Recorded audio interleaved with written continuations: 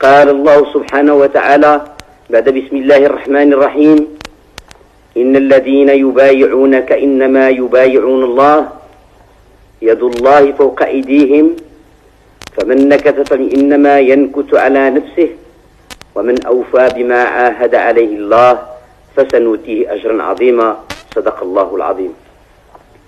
وهكذا شعبي العزيز من رعايانا في الصحراء ترون أن روابطنا وأسس تعاملنا ليست تلك الأسس المصطنعة التي خلقها التاريخ صدفة، بل هي قبل كل شيء ترابط وتعامل مبني على أعز ما هو في أنفسنا وأقدس ما في أرواحنا، وهو الإيمان بالله وبرسوله والعمل بكتابه الحكيم.